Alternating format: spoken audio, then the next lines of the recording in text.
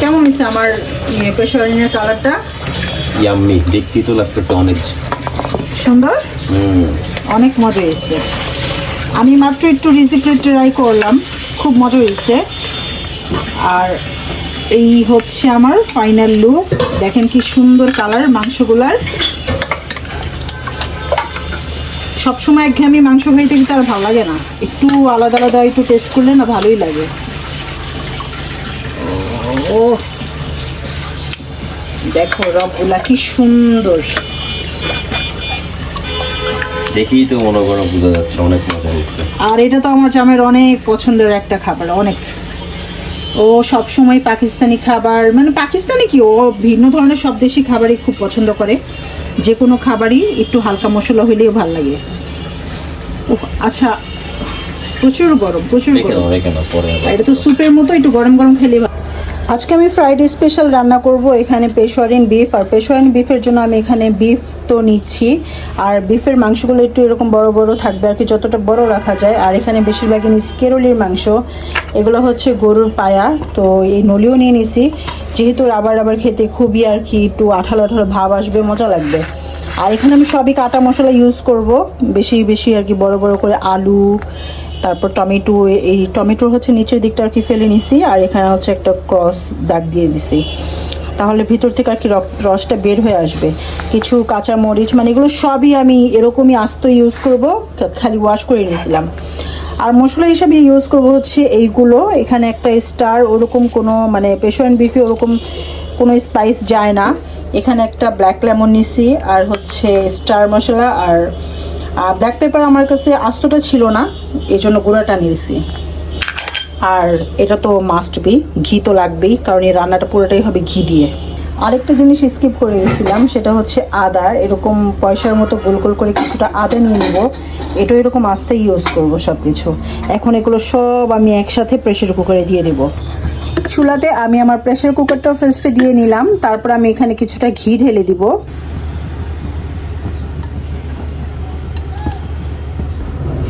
দাও, খালা দাও। আগে এগুলো আমি সব সুন্দর করে আগে ভাজবো।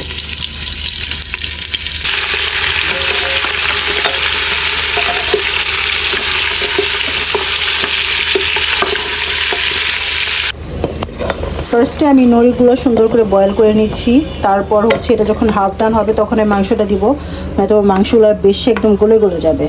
আর এটার সাথে এখন আমি আদা, মরিচ, তারপর পেঁয়াজ, এই সব কিছু এখানে ঢেলে দিব।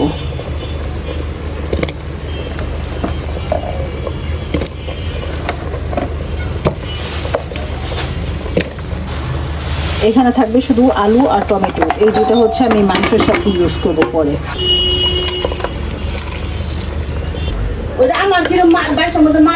আমার এখানে হচ্ছে নলিটা অলমোস্ট হয়ে গেছে, মানে 50% উপরে হয়েছে, 70%। এখন হচ্ছে আমি মাংসটা দিয়ে দিব।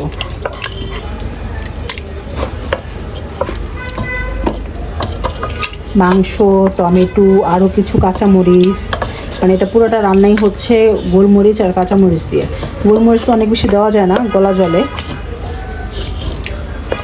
আর মাংসের পিসগুলো এরকম বড় বড় বড় থাকতে হবে। হ্যাঁ, আলুটা দাও, আলু দাও, টমেটোও দিয়ে দাও। তো এটা একটু লাড়া দিয়ে নি, আর 2টা রসুন দাও, আর কয়েকটা কাঁচামরিচ তো দরকার, খুব সুন্দর ঘ্রাণ আসবে। এর আগে আমি 4-5টা রসুন দিয়েছি, এখন আবার 3টা দিয়ে দিচ্ছি। আস্ত রসুনটা মাখা খেতে খুব মজা লাগে। আর এই ঝোলটা যখন আলুর ভিতরে ঢুকে, ওই আলুটা খাইতে একদম কাচ্চির আলুর মতো লাগে। আর এই টমেটোটা মেল্ট হয়ে এই ঝোলের সাথে মিক্স হবে, দেখতেও কালারটা খুব সুন্দর হবে। আমার প্রেসার কুকার একদম গলা পর্যন্ত ভরে গেছে। আমার এই প্রেসার কুকারটা কিন্তু অনেক বড়, অনেক বড়। জানি না উপর থেকে আবার রসটা বের হয়ে যায় কি না, আল্লাহই জানে। এখন আমি এটা ঢেকে আবার চুলায় বসাবো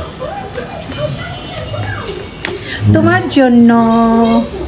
মেনি মেনি থ্যাঙ্কস, ওয়েলকাম। সুন্দর হয়েছে না? অনেক। বসো, পোলাও বেড়ে নিয়ে আসি।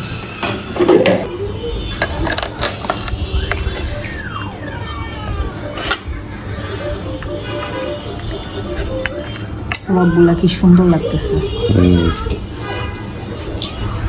আর আজকে মাশাআল্লাহ। সাথে করছে হচ্ছে সাদা পোলাও।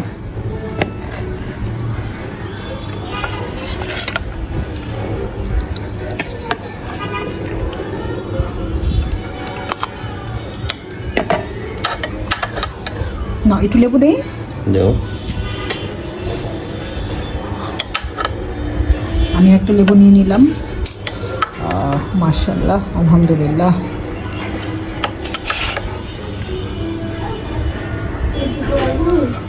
দিছো নাকি ওই যে অ্যারাবিয়ান মশলাগুলা? হ্যাঁ হ্যাঁ, তুমি যে ব্ল্যাক লেমন নিয়ে আসছো না, ওইটাও দিছি। অ্যারাবিয়ান খাবার, অ্যারাবিয়ান স্পাইস না দিলে হয়?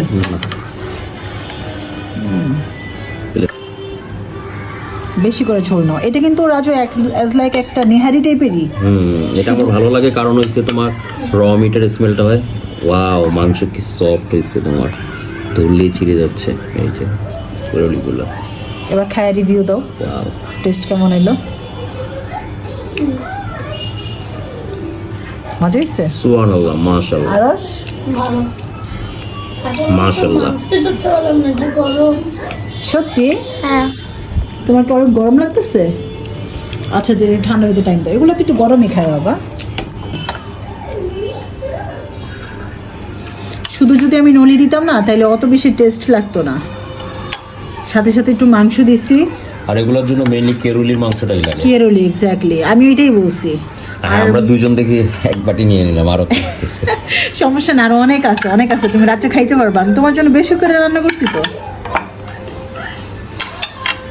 এই মরিচগুলো ভেঙে খেলেও খুব ভালো লাগে। মাংস সফটনেসটা রক্ত। অনেক সুন্দর। এত গরম তো আসলে ধরা যায় না। এই যে দেখো, এই যে এই যে দেখছো কিরকম থক থক করে। আল্লাহর কাছে শুকর, আলহামদুলিল্লাহ। আসলে তুমি রান্না করতে পারো দেখি তো আমি এগুলা বাজার করি।